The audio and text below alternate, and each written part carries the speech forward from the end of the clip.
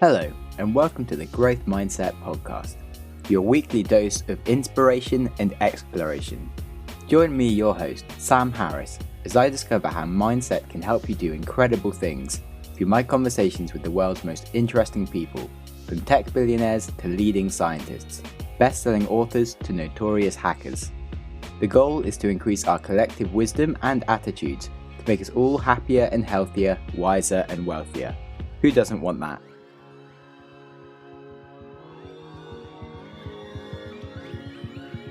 Welcome to my last ever episode of the decade. It's been a really interesting 10 years where my life has gone from being someone who's never gone to a university or done anything too crazy to being someone that's traveled the world several times, started many businesses, runs a podcast, interviews really cool famous people. I work as a expeditionary person going to cool places just for the fun of it. And I've learned a lot about myself, who I am, what the point of a life is. But I think as much as I learned in all these 10 years, most of that I relearned again in this podcast episode, which I'm about to share with you. And in much the same way that the Sam Harris that went into this decade is not the same Sam Harris that is coming out, the Sam Harris that went into this episode is not the same Sam Harris that came out. I was fundamentally changed in a big way by this conversation. And that's why I've chosen to release this now as my New Year episode, because I wanted to do something inspiring to make you really think about who you are, what you want to be in this world. And I wanted to write something myself and do it, but then it seemed really pointless because I've already created the perfect episode in this interview here. I recorded it about 3 months ago, and it's just had such a profound effect on my life. And I sent it to a few friends just because I was like, shit, you need to hear this. And they've just been like, wow, I really have to rethink my brain and sit down and what is going on. And my podcast editor also sent me a really nice message being like, oh my God, Sam, I don't know what you just did in this episode, but my brain hurts now. And then I have a note taker as well, and she's really cool, but her job is literally making notes for good podcasts. And so she's obviously spent a lot of time listening to many, many podcasts. And then she sent me 3 essays after she heard this, and she just went a bit nuts. And I'll read a few choice excerpts out to you about what the reaction was for her.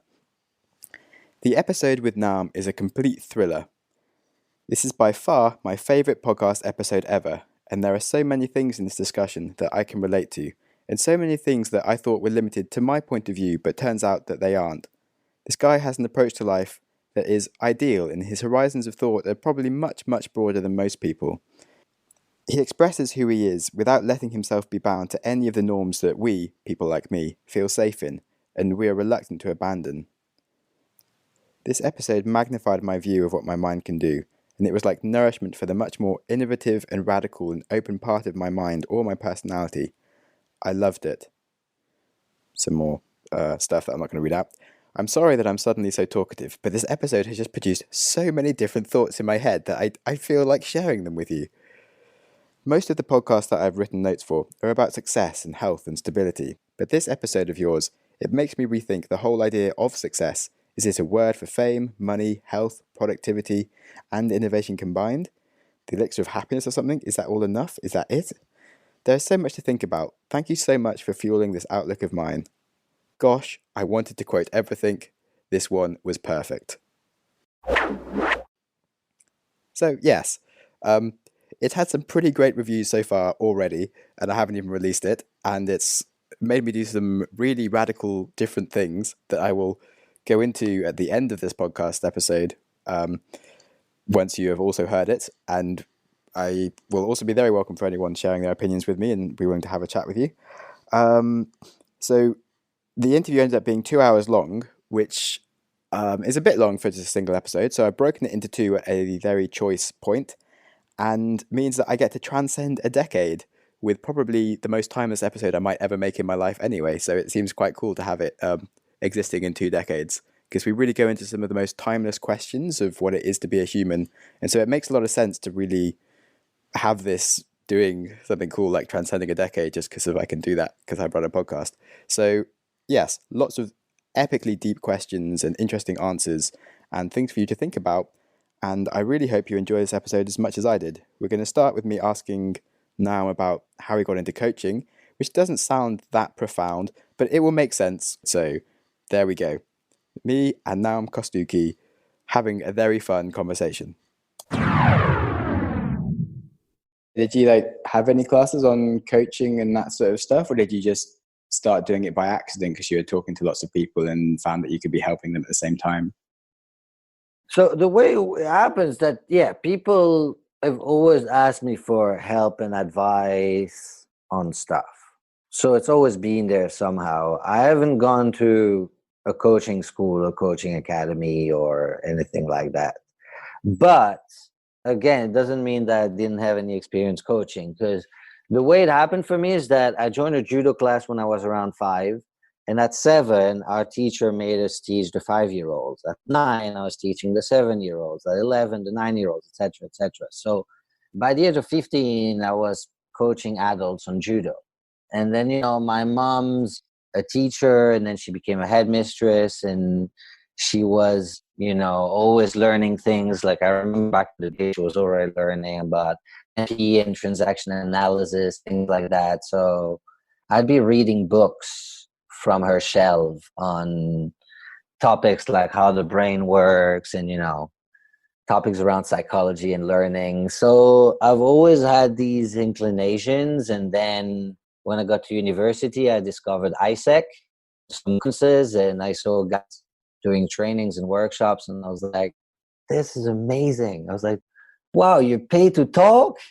Like, no, it's a great job. And I was like, no, you misunderstand me. This is a great thing. I love it. And so that's kind of how it happened. People started asking me, and I put myself forward. And through ISEC, I got a chance to offer my help, and people would fly me all over the world to help them. Cool. Yeah, it's interesting because I think part of why I'm doing the podcast was that I've sort of naturally, guess like you, always sort of coach people a bit. A lot of people ask me how I do things or ask for help on things. And it's sort of, if I'm having conversations with people, how can I have this conversation and have 1,000 people hear it and benefit from it, rather than just one-to-one kind of thing? And it's a more scalable version of kind of coaching, when you can show lots of useful things that you're doing with people and demonstrate what people can be doing with their lives, rather than trying to reach everyone directly. Absolutely. And I think that there's a great value in listening to conversations. Listening to conversation, I think, is an amazing way of learning, and often more efficient and more entertaining than going to a class or a seminar. One of my favorite movies is called Dinner with Andre. I don't know if you've seen that, Dinner with Andre. No, I would recommend. I think it's an awesome movie. Cinematographically, there's nothing. I mean, it's a conversation. It's 2 guys talking. That's it. It's an hour and a half, 2 guys just chatting over dinner. And I think it's awesome. It's so interesting. It's fascinating. So yeah, a powerful conversation can be highly interesting. So what's the conversation about that they have? Is it how something went completely wrong? Or? I'll tell you the truth. I cannot remember. But just remember it being good. I just remember it was an awesome, interesting conversation about life and how one of the 2 guys is changing, and it's kind of putting the other one uncomfortable. And there is that sort of conversation about them, yet sort of changing. Okay, cool. Oh, I'll look it up. What conversations get you excited? Good question. I guess any conversation with someone where I get to find out something new that I don't know, or where I get challenged as well, is quite interesting. It's always, as in, some people ask you questions that you don't find really easy to answer, but then you kind of get there eventually, and you sort of feel like you're smarter because of it, even though they didn't necessarily teach you something. That's really nice. Oh yeah, that's cool. Which I think you're really good at as a coach, as in you're really good at asking questions to sort of get people to find out the things that they already kind of do know. As in, well, I don't know so much about your style actually in person, because I haven't spent a lot of time with you, but certainly a lot of the questions that you always seem to ask people on Facebook or in your writing are always the ones that get you thinking, yeah, I do know the answer to this, but I kind of really need to reorganize my brain a bit and actually think about this properly. Yeah, this is one of the gifts from my dad. He always used to tell me that the answers don't really matter because the answers change. But the good questions, they remain the same. The most important questions in the history of mankind are still the same. The answers are changing, like, like the most important, who am I? Where are we going? Where do we come from? These very, very important questions, the answers keep evolving. And we keep looking at it from different perspectives. But the questions themselves are always relevant. And so, yeah, that's what I found, is that I'm definitely on the hunt for questions a lot more than I'm on the hunt for answers. Because when I find a new questions, then it opens a new door. Yeah, nice.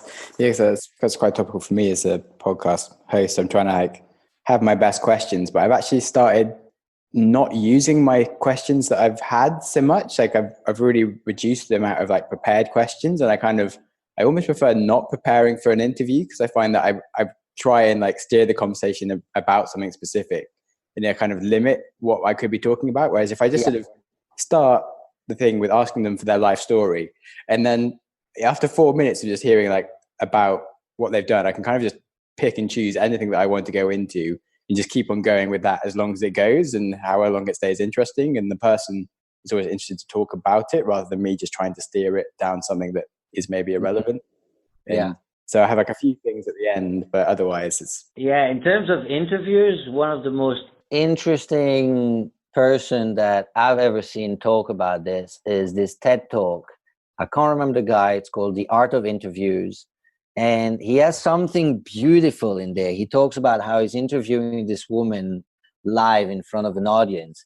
And she's kind of dodging all the questions. And it's kind of a little bit of a, cat and mouse kind of game. And at one point he asks her, he says, what was it like not being a beautiful woman in, the entertainment industry? And he said that when he asked that question, the room went silent because everyone was like, holy shit, how did he ask that question? You can't ask that. But he said at that moment, she opened up and suddenly they had a real conversation. And now they weren't playing the cat and mouse game anymore. They were really talking about something meaningful and deep and powerful. And he said that when that happened, he learned really that he's on the hunt for the question that people want to be asked, but nobody ever dared asking. And I thought that was such an interesting way to look at interviews and to look at questions. Yeah, that's really good. That's quite a I've certainly found that a few of my interviews haven't gone perfectly, where I've asked some sort of interesting stuff the whole time, but I've never quite found the perfect question to get them to unravel. Whereas some people I kind of have, and it's just completely changed the tone of the interview. It's just kind of flipped into something just super interesting and hasn't necessarily stayed on specific topic of what I wanted to talk about beforehand, but it's just gone into something that they've been super passionate about. And the next half an hour has just been really, really fascinating. And yeah, it's definitely when you can find the right question for the right time and person, it's really nice. But it's awkward when you've got someone that hasn't got a lot of time and they're really famous for something and you want to kind of talk about that. And yeah, it's a hard one. And then you talk about the obvious. And I think that's kind of often the mistake, is to talk about what's obvious and what everybody already sees, what's in the light. I think that what's interesting is what's under the iceberg. Is figuring out what's behind the scene, really, behind the persona. Because I think that we all have, and especially when you do interviews, we all have kind of that persona that we're used to. And I know I hear myself when I talk in an interview, or when I talk on camera, when I talk at a conference, how my voice and everything is different than when I talk with my friends. And I know it, and it's so hard to get rid of. Yeah, when you have a really good interview, it kind of happens by accident, and you're there in the moment, and you get to the end of it, you're like, oh shit, I've just had a really great conversation. You kind of realize what's happened. And it's sort of almost, you even realize it's happening. But yeah, I mean, if I just asked you what's under your iceberg, would that help you unravel? Would you just be like, oh, I don't know, you just have to kind of somehow get there yourself? Or is that like too direct? I guess that's the challenge with asking too direct questions, that sometimes it can unlock stuff, but I guess if the person could tell you right away, then it's probably not the thing that's at the deepest level of under the iceberg, right? Because what's interesting is, like you said, is that question when suddenly someone asks you a question, you're like, wait a second, wait a moment, I need to think about this. And it just, that moment where it just really opens the door, you see a new landscape. Yeah, it's sort of like you don't know what you And don't know. If you ask someone like, yeah, what do you want to talk about? They'll probably just be like, oh, it's fine. Let's just talk about this. Whereas if you kind yeah. of manage to actually say the thing, they'll suddenly just go like, oh my God, all these things. And Yeah. yeah. In the same way, about interviews, another thing that I heard from someone is, at the end of the interview, keep the camera rolling, because it's at the end of the interview that people say the most interesting things, when things are over. That's when suddenly people are okay, and now they're talking. Yeah. So that's another one. Because yeah, it's hard to know what you don't know, and it's hard to know what's interesting for other people. And I found that for myself, that in everything I've done, what I find the most interesting and the most amazing creations of mine often are not what people like the most. And I've heard a lot of other artists and creators who say the same thing. Yeah, it's definitely, as in people kind of, well, when I'm interviewing them, seem to think that they should be talking about one thing and then they'll be talking about something else that, like, oh, this probably isn't that interesting. I'm like, well, this is the best thing that we spoke about the whole time.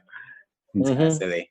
You don't realize that the most interesting stuff is the stuff that you're like, oh yeah, well, whatever, yeah, I just do Yeah, that. yeah. Often it's the stuff that you do like every day that seems like completely normal to you, but like no one else in the world does that every day, and like it's pretty crazy to imagine that someone's doing that all the time. And these weird things that you like are just completely used to. Yeah, yeah, it's quite fascinating. Absolutely. Anyway, it's back to coaching and yeah, I guess you. So I've heard about like you doing judo from a early age, but what else were you interested in as a child? What was like the foundation of Noam? Where did you come from? I guess the foundation from a learning perspective is really everything. I mean, I was always interested in everything. Like, I was never interested in being the best at any one thing, but I was always interested at getting good at everything. So I always wanted to be just good enough that I can do that thing and be like, oh yeah, I can kind of do that, and that people look at it and they're like, oh yeah, this guy knows how to, I don't know, play the piano, or it's like, oh yeah, wow, you can do a few tunes, and just do a couple of tunes, and people are like, oh wow. So that's kind of, I guess, a lot of the foundations for me. My parents must have been very ADD themselves, because I did everything, arts, sports, scouts, I did social activities, we traveled. I went to schools with super rich people, I went to schools with super poor people. I had all sorts of weird and diverse experiences, and that's really been the foundation of everything for me, is this idea that every time I would travel into a different group and a different activity and a different circle, the rules were different. Some things were the same and some things were different, but yeah, there was always rules, there were always things that were okay, not okay, there were always social structures, but within the framework, then everything changed. And that's kind of what quickly became the foundation of my life, is this idea that there are some immovable things about humans, and then there are some stuff that can be made anything you want it to be. Yeah, I think it's really similar to me in terms of as childhood and now later in life when I've been doing lots of travelings, and I never even realized until last year I was talking to an anthropologist and was like, shit, this is what I've been doing. I love anthropology. I've been going to all these different places and basically just studying human groups and like what's going on, and I get super into it. And I didn't even realize like a word for it. Right. Thanks. Anthropologist, yeah. It's a good word. Interestingly, 2 years ago, I went to cook for a festival called the Animal Spirit Festival. And so, one of the things that everybody asked at the festival, I heard that question a million times through the whole weekend, is what's your animal spirit? And everybody had an answer as to why and blah, blah. And eventually someone asked me the question, and I was completely expecting it, weirdly. And it was like, and so what's your animal spirit? And I was like, and I thought about it for a second. I was like, humans. I was like, humans. Humans is the animal that I've been studying since I've been born. I mean, as a kid, I always felt like I was from another planet. I remember seeing an interview with Charlie Sheen going completely nuts and talking about how he's not from this planet and blah, blah. But listening to him, I felt like, I've had that feeling also, always, that I'm not from here and that my job is to learn about how humans function. And that's, my sort of purpose in life is to become human. Like my main job here was to, learn how to be a human being who can function on this planet, in this society. And that's been a lot of my journey, is that feeling of, how do you be a human, Oh, yeah, that's deep.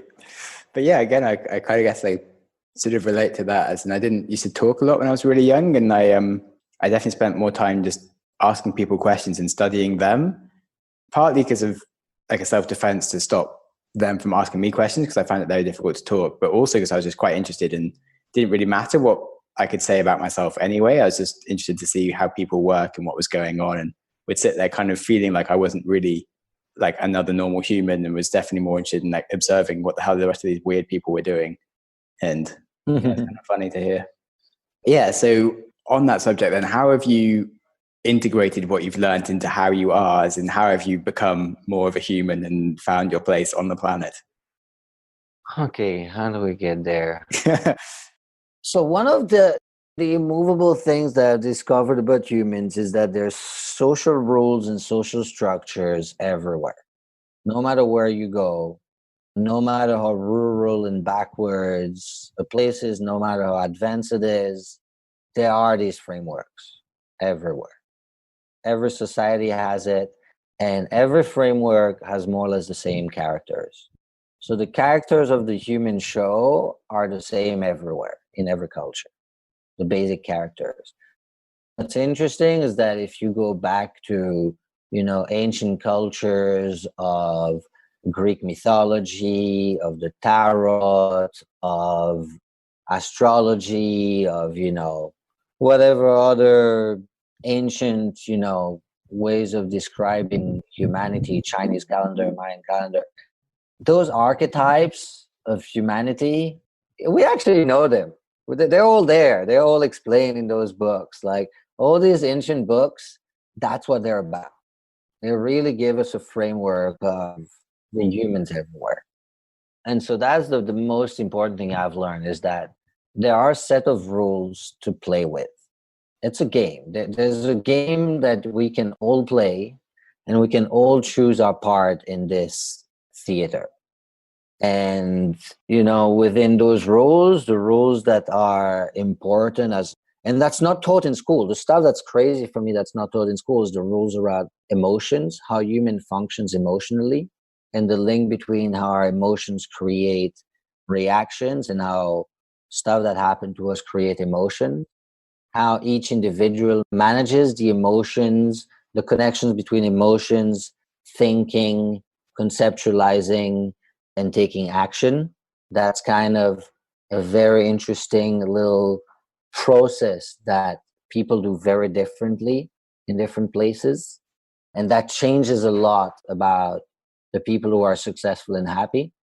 Another thing that's really been important in this research is that most humans don't know how to be happy. Like, we actually are not taught how to be happy. And even though science knows a lot about happiness, we're actually surprisingly bad at knowing how to be happy and doing things that make us happy. and we're all fucked up. Like we all have huge fucking shit going on. We're all carrying baggage. We all have shit to deal with. Every single person everywhere has stuff to deal with in their lives. Nobody's immune. I haven't met anybody who doesn't have their share of stuff. Yeah, we're pretty tied to our baggage as well, which Yeah. if we didn't spend so much time owning it, it'd probably be a lot easier for ourselves. It's kind of silly. Yeah, but you know what? I find that actually our baggage is part of what makes us unique and different and what guides us. I think our baggage is actually a very good guidance because our baggage is what frees us, you know? I was thinking more of like the not helpful baggage, but there's two types of baggage really. There's like baggage in like all your memories that have defined who you've become as a person. There's also baggage like getting preoccupied about things that aren't so important. And I really feel like a stress of need to do this thing that actually is making me unhappy. But Yeah, and both types yeah, can become free. Once you learn how to use them to free yourself, then they become an opening, and then they become a source of, again, a new door opening, something exciting. And so I find that looking at the baggage, it's a great way to look at where to go forward. yeah, definitely. Well, loads of things I want to unpack from that. I still don't feel like I've quite understood how you have now used this to to find yourself. Become a But human. yeah, Okay, that's okay, yeah. So I didn't get there. Okay, so let me try good to. preamble. It's definitely like No, no, useful no. Okay, context. okay, okay. We're gonna get there. We're gonna get. Yeah, How to be human. I guess how to be human is to not try to be perfect. I think that that's been, I guess, one of the important things. Not trying to be perfect. I think that one of my biggest mistakes as a kid was trying to be perfect. And other kids always hated that, and adults also hated that.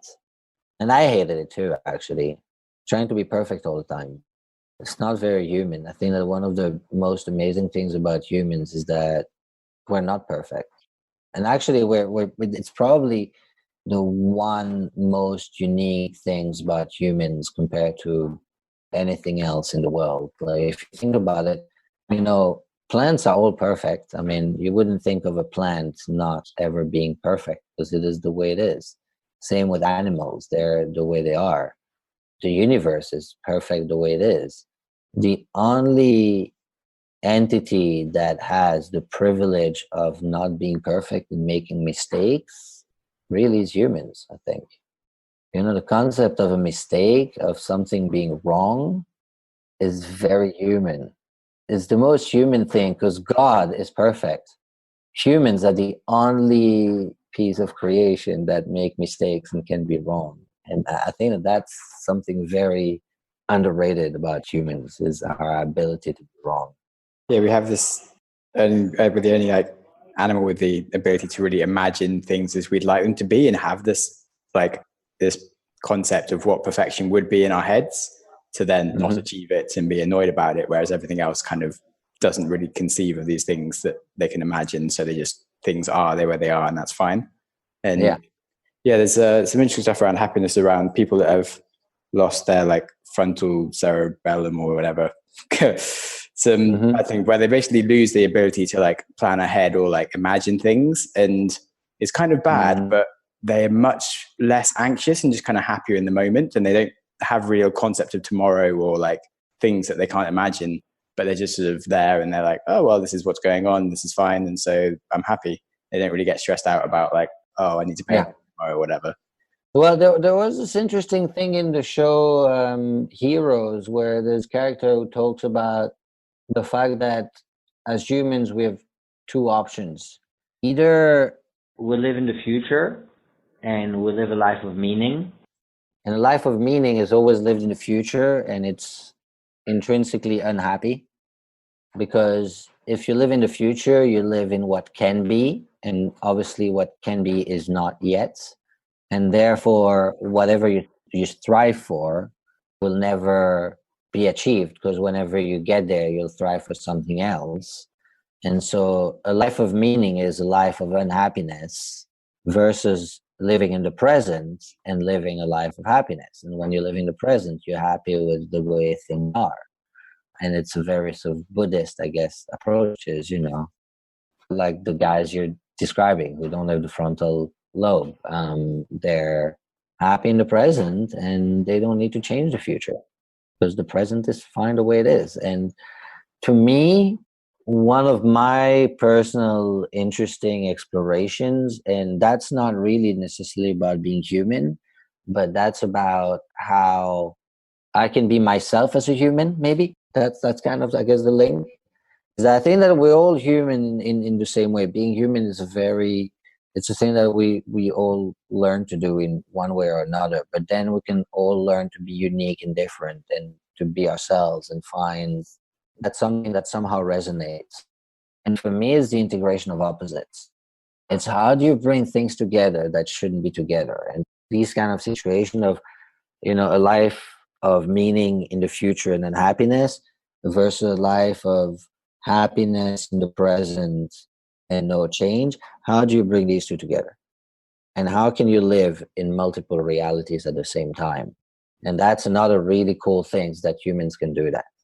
We can live in multiple realities, and that for me is freaking awesome. Is there something that interferes with your happiness or is preventing you from achieving your goals? Well, maybe you need some better help. And conveniently, BetterHelp quite literally exists in the form of an app called BetterHelp. So, counselling from a licensed therapist is just a really good idea. I can't tell you how helpful it is to unpack your problems confidentially with another human instead of bouncing around your own mind, often making things worse for yourself. So I'm delighted to be both using and promoting BetterHelp, the app. Basically, it's an online counselling app where you get matched with a qualified therapist of your choice.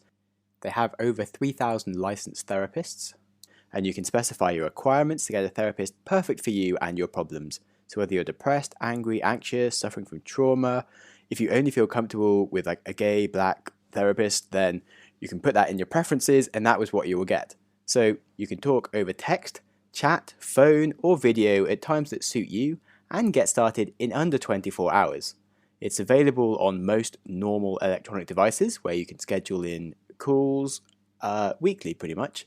And financial aid may also be available to those who qualify, so it's really worth investigating. But if not, you do still get a good deal with 10% off using the code Growth Mindset. So why not get started today?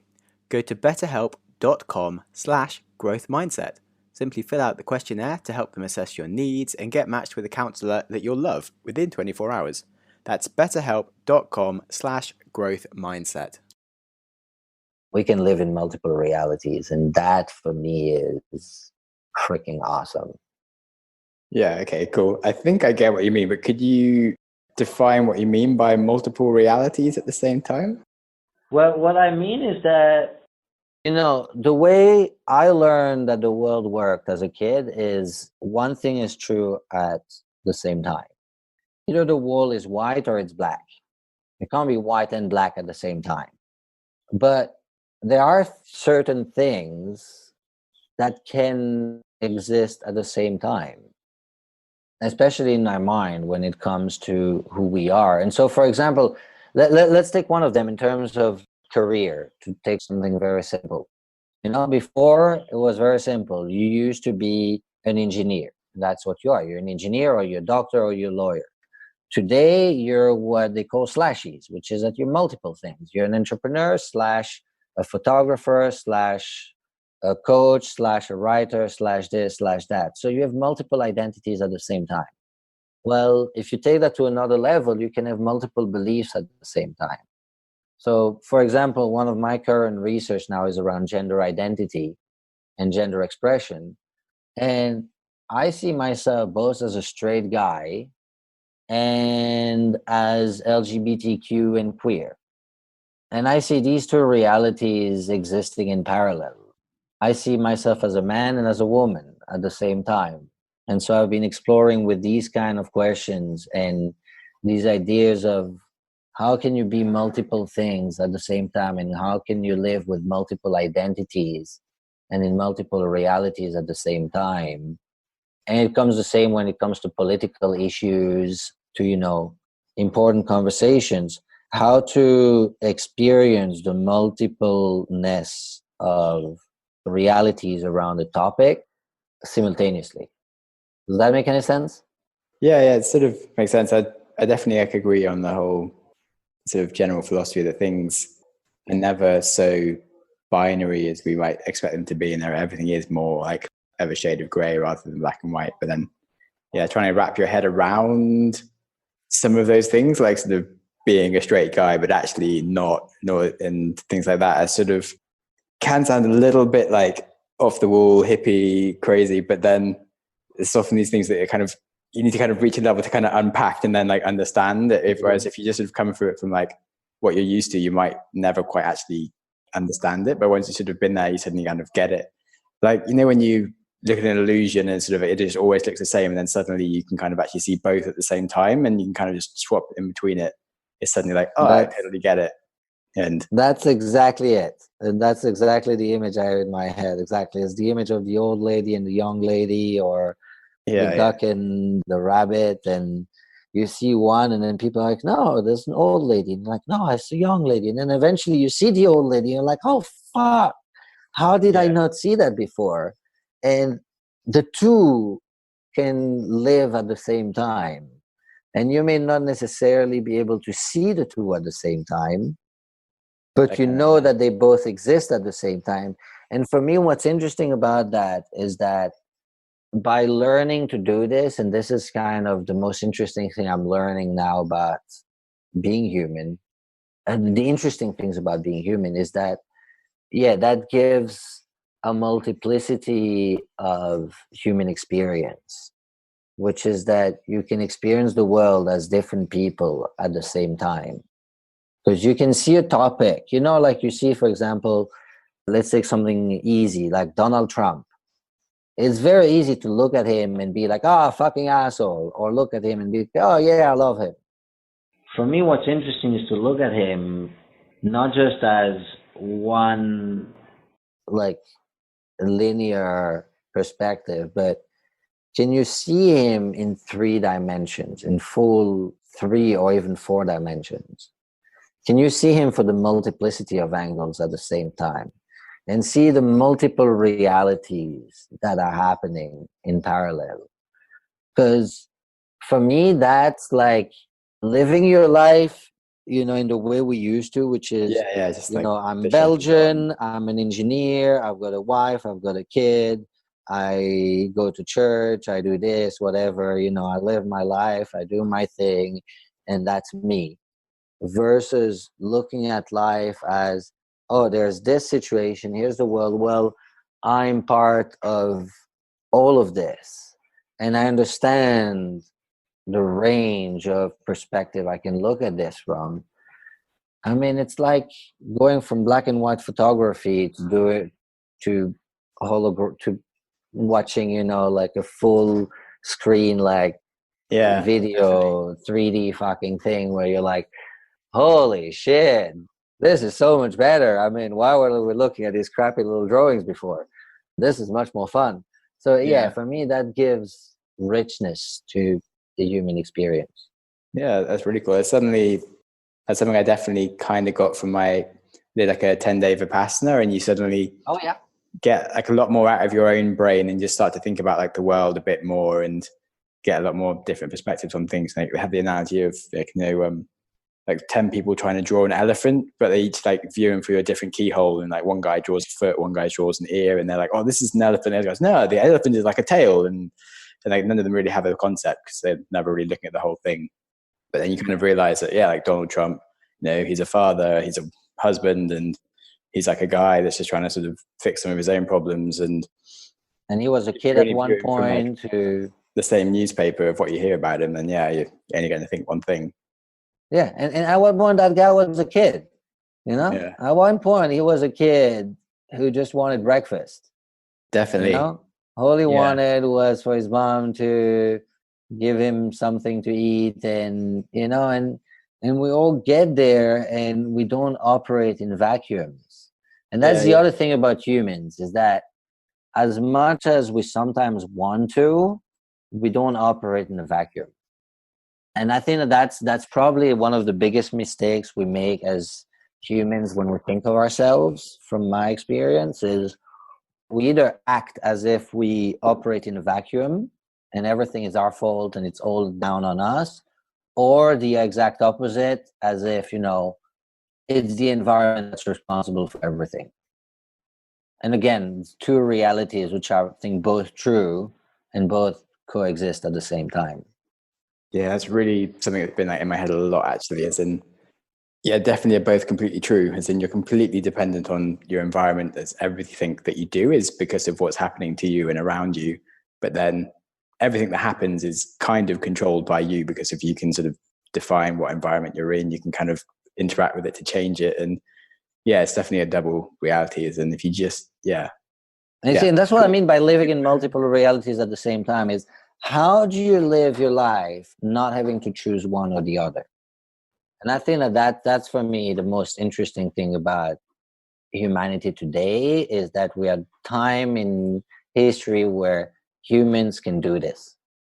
yeah, it's a really interesting place. As in, yeah, Which is, how do we live these things together? How do we go beyond the simple life that we used to have in the past, which was very much, I mean, you look at the Maslow hierarchy of needs, our life was very much survival. It was, figuring out how we function as a society and all that. And, at the top of the hierarchy of need is fulfillment and meaning. And I think that we're getting there as a society, which is that we're getting to that place where we're like, okay, so past eating, having a roof. yeah. Well, we used to get the fulfillment So need what? by fulfilling the other needs, whereas now those needs Yeah. are all met. We have like this vacuum of like, oh, I need to have a purpose which isn't fulfilling these needs anymore, and it's where we're getting a bit confused. And And so where do we go now? I yeah, mean, yeah, what do we do now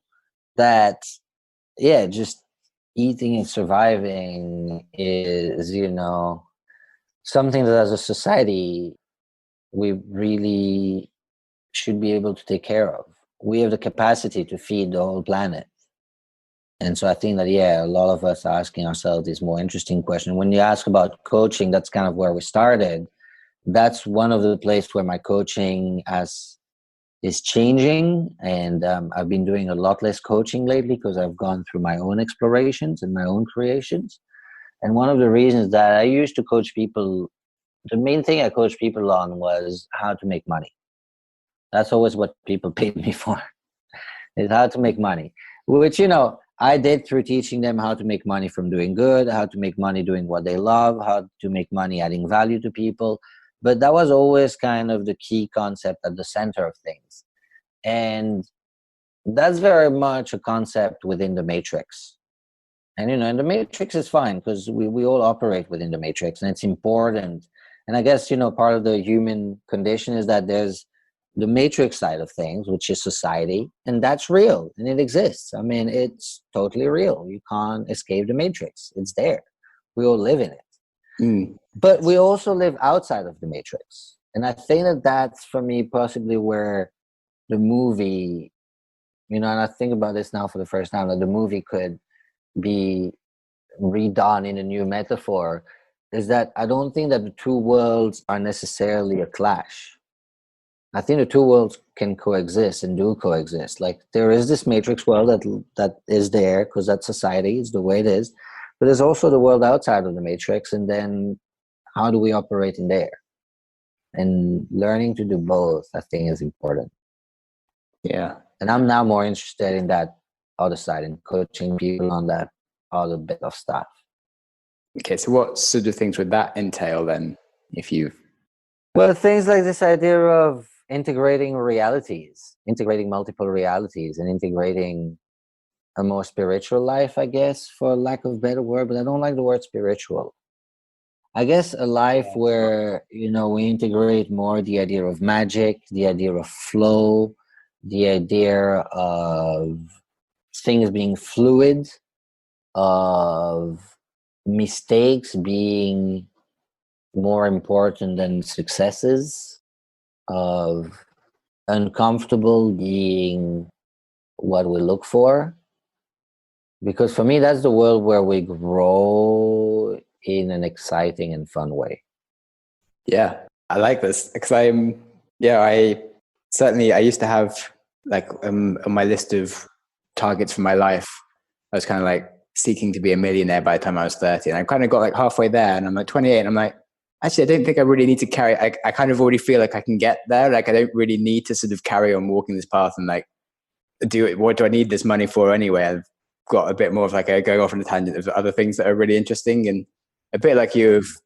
I just interested in lots of stuff and I kind of like doing things to the point where I know I'm good at it. I don't really care about getting like amazing at it. As in, I kind of need to know what the purpose of this money is first before I like spend half my life just earning more money just because I have money. As in, Just because at that age you made that goal. yeah, it seems a bit pointless. I mean, I'm pretty sure I'll still reach being a millionaire in maybe 5 years' time, but I'd rather like find ways to add massive value to the world and enjoy myself at the same time rather than just linearly doing it with like the first business idea I can use to get that kind of thing.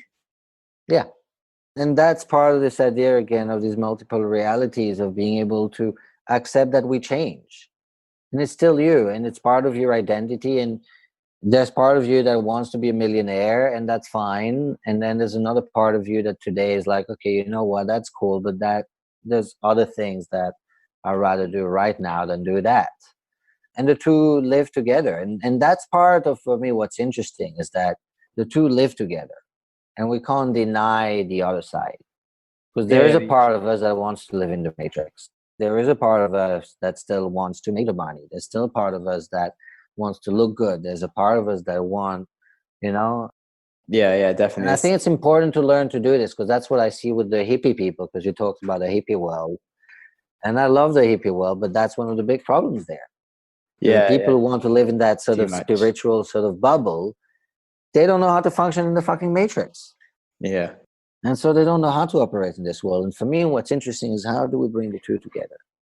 Yeah, definitely. As in, you know? I really agree with it. Same with like in meditation where you're like all loss of ego and just sort of being completely in the moment. But how do you actually integrate with the rest of reality and be a functioning person that's sort of more in the moment and happy and like useful to others and caring and not too full of ego, but has enough ego to actually look after himself and be a useful human in society and everything. And if you just completely ignore all money and everything, then what use are you? You just sort of sit there taking bread all the time and that's it. Like that's not really that helpful. If you're a monk, I mean, it's great to be zen and peaceful when you're a monk living in a monastery and not quote unquote doing anything except meditating on seeking. It's like it's great. And it's great, but yeah, like this is cool and it's good for a certain time to practice, but take that to the real world. For me, that's like being in the gym and never actually doing stuff. It's like, okay, great. You're training at the gym. Good. Now, what are you going to do with that? Go fight someone. Go rock climb. Go play, some sport. Go, the muscles you're building, use them for something. The mental, spiritual muscles you're building, use them for something. Go run a company with 100,000 employees and be a monk at the same time. Now that gets me excited. Yeah, definitely. That's the world I want to live in. That's what I want to see. It's people who integrate worlds together, integrates things together like that in a way that you're like, holy fuck, like I didn't think that these two could work like that. That's what gets me fired up. Yeah. It's sort of like you may as well just go and spend the time just playing computer games, being in your own matrix, because it's just the same as playing games in your head of what you should be doing in life as it is playing games on the computer, really, when you're sitting and meditating the whole time. But so, like you said, you've had like these 5 years out to just kind of live in Costa Rica and be slightly more out there in your lifestyle. Because the last time I spoke to you, you were like wearing your suit and had like a sharp haircut and things. And now, beard, hippie bun, no shirt, definitely beach lifestyle and things. So you're still combining that with coaching people and being like an integral human and running stuff, or how are you Yeah. I living a dual mean, so reality? yeah, I integrate, different lifestyles together. So I live a very, hippie lifestyle. I mean, I'm barefoot every day, topless, and, I live in the countryside, in the jungle. I'm surrounded by monkeys and, I've got a dog, 3 cats, and it's all like supernatural and hippie kind of bullshit kind of stuff. My neighbor has a plant healing retreat center. My Wow. other neighbor makes kombucha and smudge sticks and a natural like smoking blend, so like natural herbs and everyone's definitely super hippie and all that. But at the same time, here I run a fine dining restaurant. So I started 2.5 years ago, a fine dining restaurant that's now #1 on TripAdvisor for the region. And that was selected by Open Table as one of 25 dishes to travel around the world for out of 40,000 restaurants. So I run this really high-end restaurant out of my home where people eat on a picnic table, a dinner that they pay $145 per person for. And that's one of the ways I integrate opposites is, creating these experiences that get people to go, whoa, what the fuck? Wait, what? How? And I do everything on my own. So it's this entire fine dining experience, and there's no staff, there's no waiters, there's nobody else. So I've been creating these really cool dinner experiences. And then I still do a little bit of coaching. So that's taken a lot of my time in the last 2.5 years. And now that this is set, and now that I've reached, #1 on TripAdvisor and all of that, now I've got a little bit more time. And interestingly, as I'm having, a little bit more time for myself to go back to coaching, at the same time, naturally people have come back to me and be like, hey, we've seen what you're doing with the restaurant. Like, I want to do something with my life that's, blah, blah. And then I'm now sort of back to coaching people. What interests me today is people with these dreams that make everyone else go, what the fuck? What are you going to do? That's kind of what interests me. Yeah, that's cool. People with dreams that everyone's like, that makes no fucking sense. I'm like, yeah, cool. It's like, if it makes no sense, then I want to hear about it and see whether we can create some sense out of it, and whether we can turn that thing that seems impossible into something magical, because the only way to create something magical is to start with something impossible. Cool. Yeah, that sounds like a lot of fun. I'm not coaching people to do that so much at the moment, but I'd like to be. That sounds pretty fulfilling.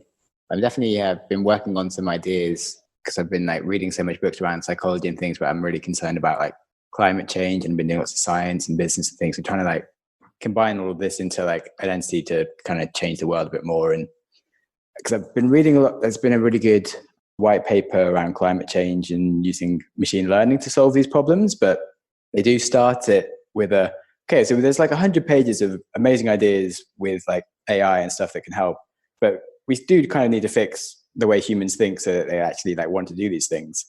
And so I was more like, well, really what we need is a whole white paper around how can we change the way humans think around climate change so that it's actually sort of something useful, and we can, but like as in fundamentally in the same way that, when you've got like a fire like literally burning your hand, you're like, shit, I've got to get away from this. How can you make humans literally feel like they're doing something crazy bad every time they do something that isn't useful for the environment? So it's not even like we're trying to do something, because if you can't make people not do something they don't want to do.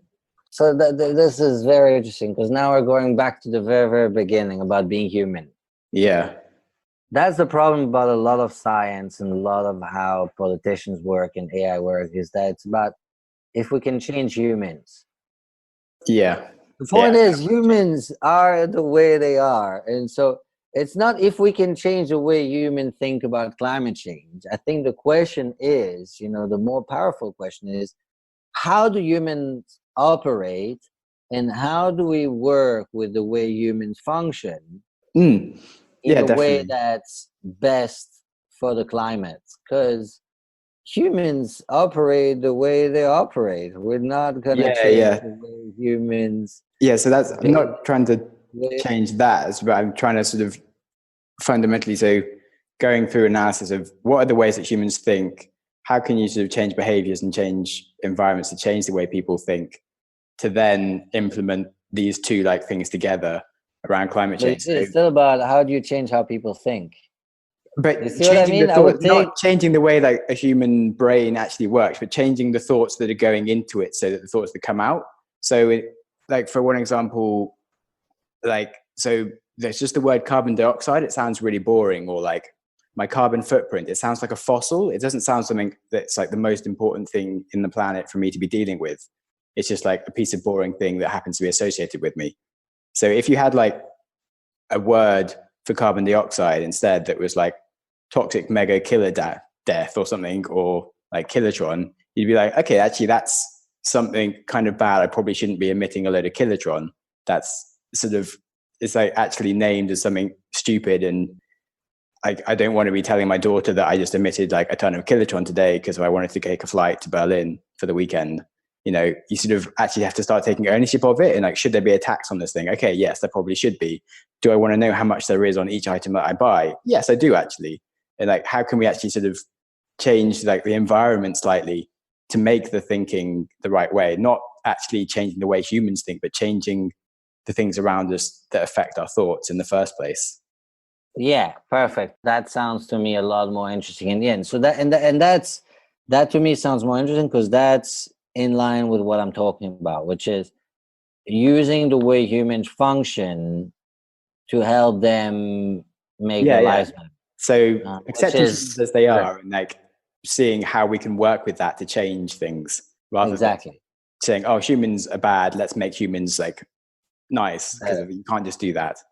But like, No, it's like if humans care, then they take action. Like, why yeah, is it yeah. that they So don't it's care? trying to Because like, the name sucks. So yeah, let's make it a name that's more exciting because humans respond to a powerful name. yeah, exactly. And so if you think of like currently, like human does his things, and then there's over here there's climate change. There's like a whole bunch of stuff in the middle that you don't really understand that results with this other thing, but somehow making the direct link that you can see exactly when I do this action, there's this really bad thing straight away, and just tying it in your brain straight away, so you know when you're doing things that are right or are wrong, and that you want to make the right choice by proxy. So that's kind of like the whole fundamental thing. Or if you think of like even like a unit of carbon dioxide, like a ton of carbon dioxide, I have no idea what a ton of carbon dioxide is. I've never like taken one home from the gas station with me, or like carried it in my backpack. I don't know what it is. I can't see it. I can't perceive it.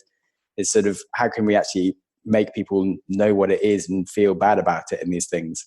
And yeah, so it's kind of like an impossible thing, but it's not fully impossible. It's definitely doable. Like there's all like the information I think is there, and everything is possible to put together, but it's kind of a hard task. And but I think it's a worthy challenge to take on, and kind of more interesting than, I don't know, just building a normal business just because I know how to like make money.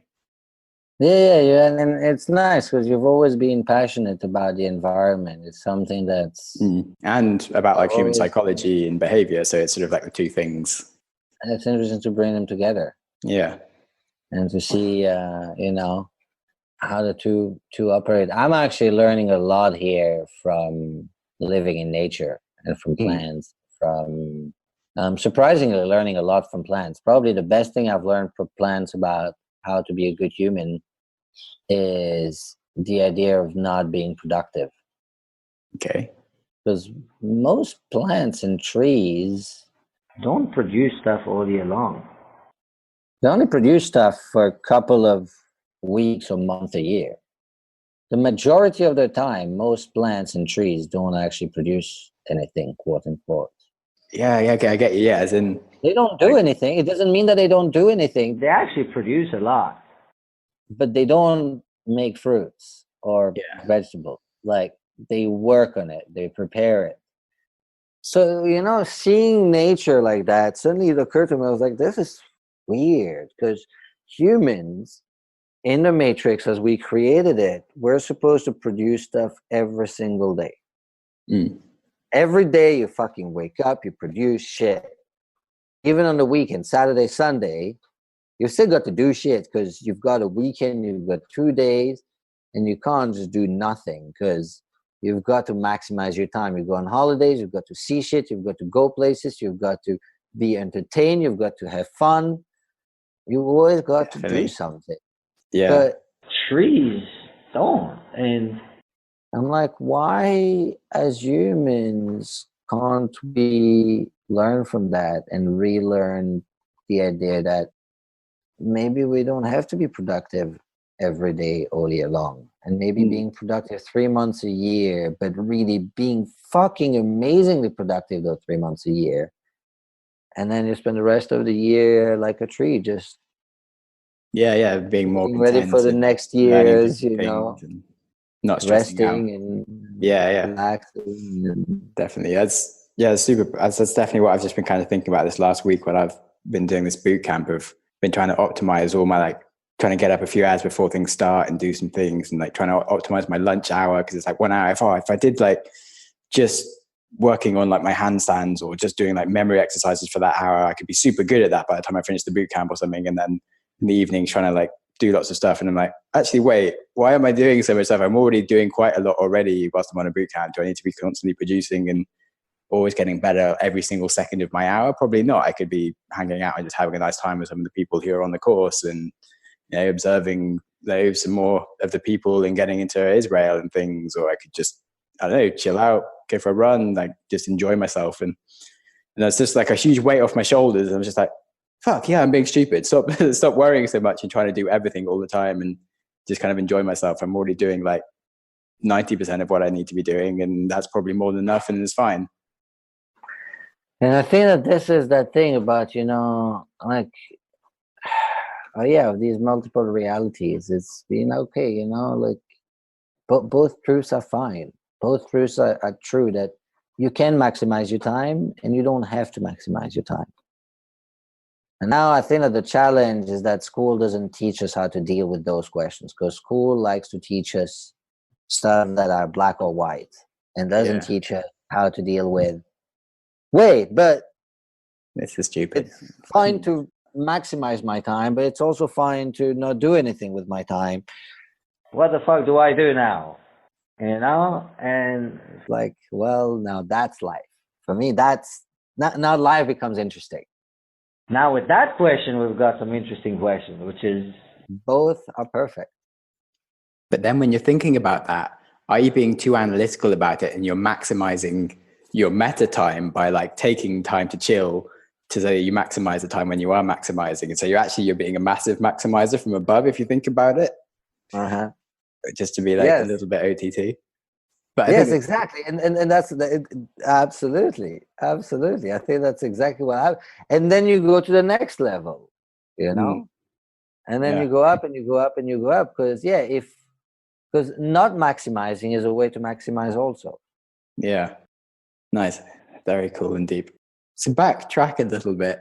I would like to understand a bit more about how you started a restaurant in the middle of Costa Rica just on picnic tables, and without any chef background was able to make amazing sort of level top rated food.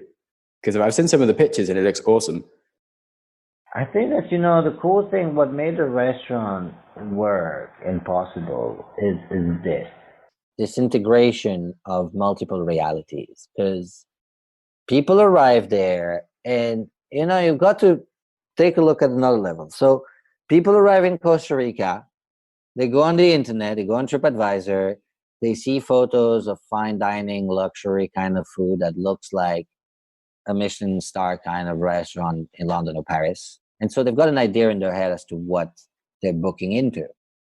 White tablecloth and waiters and, in Costa Rica, so maybe an infinity pool or, something like that. And they pay in advance. And then they arrive to a wooden house, especially at the very beginning. It was a tiny little wooden house with 2 picnic tables. and a guy dressed in shorts, t-shirts, barefoot, a dog, 3 cats. And they always had this like, what the fuck moment. And you could see the stress and the tension. You could see people being like, is this a scam? You know, like what the fuck is and that's where that's how it works. And that's how the restaurant has become what it has become, is because people are constantly moved from one reality to another. And so it's a little bit, I've got a lot of friends who do hypnosis. And so I learned about one of the main techniques of hypnosis is the idea of opening multiple stories and not finishing them. And then you finish them all at the same time.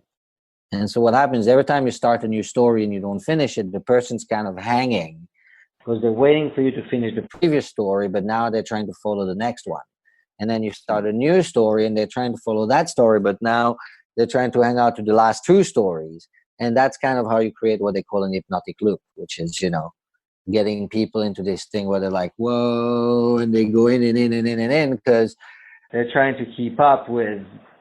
And then when you close them, suddenly it's like, wow, it all makes sense.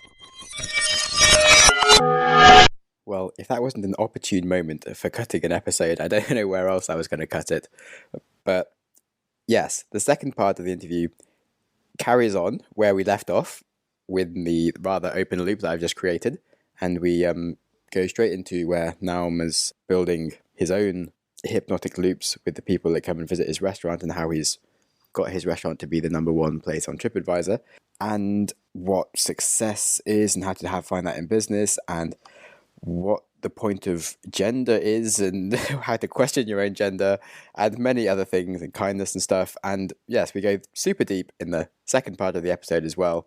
And there's just so much stuff to think about that I am really hopeful that you will ruminate on this over this sort of transitory period as we're going between our decades. Is perhaps a good moment for you to think about where you're going with your life and what you want your life to really be and become. And I really do hope you tune in for the episode next week and try and listen to them together. And it's actually something that I've actually listened back to a few times repeatedly. Just it gets a lot more powerful as you sort of start thinking about what these things are and how to implement them. Because the first time I did it, it was it felt fundamentally hugely changing, but I didn't go and do some of the things that we speak about in the next half of this episode. But on reflection on them, having some time to ruminate and then listen again, I'm like, shit, I'm actually going to do these things that I've spoken about. So I go a bit nuts. And I'll probably do a third part to this episode where I actually talk about all the things that I've then gone and changed as a result of listening to this episode. I would highly recommend following Noam on social media. He is one of these people that posts really long essays in his things, and you're like, I hate all people that do this basically, except for him, who posts these amazing essays, and you read them and you're like, holy shit, this is so cool. It is really a joy to actually follow him. He's one of those few people that I'm very, very happy to be following on social media, and I'm sure you will be too. So I would recommend hitting him up on Instagram or Facebook or Twitter, just to make your life more interesting. I'll have details in the show notes for you. And cool. Have a really good New Year's Eve, and don't do anything stupid. You've only got a few days left of the decade. And I will catch you all next week when I have Noam Kostuki again on the podcast. You've just listened to an episode of the Growth Mindset podcast. If you enjoyed the show, please subscribe on your preferred app and give me a good rating, as these go a really long way. If you are unable to give good feedback right now, try sharing the show with a friend who will, or just wait for the show to improve. If you have any ideas for the show, or you just want to chat, then please reach out to me on Twitter @SamHarrisTweets or Instagram @SamJamSnaps. Show notes and other links to topics discussed in the episodes are available at the website growthmindsetpodcast.com. Thanks so much for listening. Give yourself a big hug from me. If you're with a friend, give them a hug as well. And I hope you enjoy your next podcast.